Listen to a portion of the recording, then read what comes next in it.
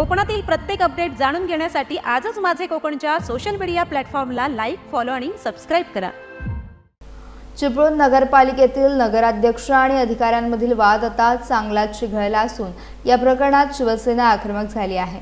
काही दिवसांपूर्वी चिपळूण नगरपालिकेचे नगराध्यक्ष उमेश सकपाळ आणि मालमत्ता विभागाचे अधिकारी सागर शेडगे यांच्यात झालेल्या वादाचे पडसाद आता राजकीय पातळीवर उमटू लागले आहेत। या प्रकरणानंतर सागर शेडगे यांनी महाराष्ट्र राज्य कामगार संघटना तसेच मुख्यमंत्री यांच्याकडे नगराध्यक्षांविरोधात तक्रार दाखल केली होती।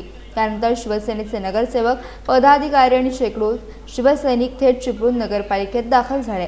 मुख्याधिकारी संजय जाधव यांच्या दालनात धडक देत संबंधित अधिकाऱ्याला तातडीने हजर करण्याची मागणी करण्यात आली। शिवसैनिकांनी सागर शेडगे यांनी नगराध्यक्षांसह संपूर्ण नगरपालिकेचा अवमान केल्याचा आरोप करत त्यांच्यावर कठोर कारवाई करण्याची मागणी केली। तसेच या अधिकाऱ्याला पालिकेतील कोणत्याही अधिकाऱ्याने पाठीशी घालू नये असा इशारा देखील देण्यात आला। यावेळी मुख्याधिकाऱ्यांच्या दालनात काही काळ तणावपूर्ण वातावरण पाहायला मिळालं, तसंच गदारोळ देखील निर्माण झाला। यानंतर शिवसेनेच्या शिष्टमंडळाने चिपळूण पोलीस ठाण्यात जाऊन सागर शेडगे यांच्या विरोधात तक्रार दाखल केली। योग्य कारवाई न झाल्यास शिवसेना स्टाईलने आंदोलन छेडण्याचा इशारा देखील यावेळी देण्यात आला। या घडामोडींमुळे चिपळूणच्या राजकीय आणि प्रशासकीय वर्तुळात मोठी चर्चा सुरू झाली आहे।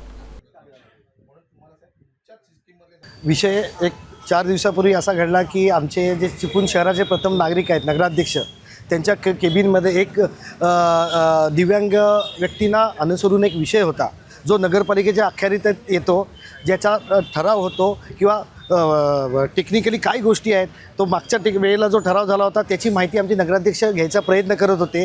ती माहिती त्यांनी उडवाउडवीची उत्तरं देऊन शेडगे नामक अधिकाऱ्यांनी पाहिजे ती माहिती नगराध्यक्षांना दिलेली नसल्यामुळे नगराध्यक्षांनी त्यांना सांगितलं आमच्या केबिनमधून निघून जा, त्यांनी सांगितलं आमचे अधिकार आहेत ते आम्ही बघून घेऊ, अशी मुजोरीची भाषा त्या अधिकाऱ्यांनी केल्यामुळे आमच्या चिपळूणच्या नगराध्यक्षांचा घोर अपमान झालेला आहे, चिपळूणच्या जनतेचा अपमान झालेला आहे आणि चिपळूण नगरीचा अपमान झालेला आहे। त्याच्यामुळे आज आमच्या चिपळूण शहराच्या वतीने, चिपळूण शिवसेनेच्या वतीने आज आम्ही मुख्याधिकाऱ्यांना आमचं निवेदन दिलेलं आहे की या अशा मुजोर व्यक्तीवर जो नगराध्यक्षांशी असं वागू शकतो, जो सामान्य लोकांशी कसा वागेल, त्याच्या बाबतीत घडलेले गेल्या त्याच्या ज्या नोकरीला लागल्यापासूनचे त्याचे 2-3 वर्षात जे काय प्रताप आहेत, 5-6 ठिकाणी त्याने जे काही गैरव्यवहार केले किंवा ज्या काही गोष्टी केल्या त्यांचेसुद्धा सगळे पुरावे आमच्याकडे आलेले आहेत।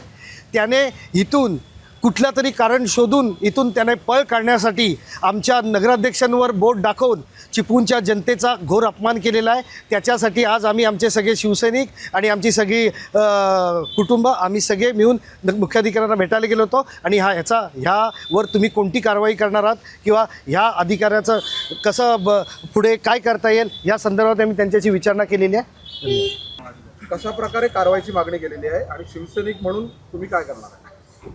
सर्वप्रथम आम्ही नगरसेवक आणि लोकप्रतिनिधी म्हणून ज्या कायदेशीर प्रक्रिया ज्या आहेत, जे काही क्लॉज आहेत, जे लॉज आहेत, त्या लॉजची त्यांना आम्ही त्याचा अभ्यास करून त्यांना दाखवलेला आहे आणि त्यांना आधी सगळ्यात पहिले सक्तीची त्यांनी जी सुट्टी घेतली त्यांना आधी तातडीने इथे बोलवून घ्या असं सांगितलेलं आहे। त्यांनी काय केलेलं आहे, झालेला जो गैरव्यवहार आहे तो कुठेतरी लपवून ठेवण्यासाठी त्यांना बदली हवी आहे। मग बदली होण्यासाठी काहीतरी कारण असायला हवं, म्हणून हा सगळा पिक्चर तयार केला आणि आम्हाला माहिती आहे याच्या मागे कोण आहे, काय आहे, याची सगळी कल्पना आम्हाला देखील आहे। ह्याच्यामध्ये शेवटी हे राजकारणाचा सुद्धा भाग आहे, त्यामुळे हे राजकीय हस्तक्षेपामुळेच ते वाढलेलं आहे आणि जाणीवपूर्वक कोणतरी म्हणतात ना, म्हणजे एखाद्याला झाडावर चढवणं आणि त्या पद्धतीने त्यांना ते केलेलं आहे। याचं कारण मुख्याधिकारी साहेब सांगतात की आम्हाला याची कल्पना नाही किंवा आम्ही सांगितलं तो विषय तिथे स्टॉप करतो असं मुख्याधिकारी साहेबांनी सांगितलं नाही आहे। चिपळूण नगर परिषदेची जी कर्मचारी संघटना इथली स्थानिक आम्हाला मान्य आहे की केडर संघटना वेगळी असते, परंतु इतर सर्व उपक्रमांमध्ये जेव्हा चिपळूण नगर परिषदेच्या कर्मचारी जी संघटना आहे त्या संघटनेशी विचारलं तर ते म्हणतात आम्हाला देखील माहिती नाही। याचा अर्थ या गोष्टीचा कुठेतरी राजकीयदृष्ट्या वाढ होईल, हा विषय कसा चिघळेल आणि चिपळूणचं वातावरण कसं बिघडेल याच्यासाठी ज्या राजकीय लोकांनी त्याच्यात जे पाठबळ घातलेलं आहे किंवा त्याला जे खतपाणी घातलं आहे त्यामुळे हा विषय वाढला आहे, तो कुठेतरी थांबायला हवे, म्हणून ऑफिशियली कारवाई व्हावी म्हणून आम्ही सध्या सर्व नगरसेवक, सभापती आणि पक्षाचे सर्व अधिकृत पदाधिकारी हे आम्ही आता सीओ साहेबांना भेटलो ही झाली आमची नगरसेवक म्हणून कारवाई.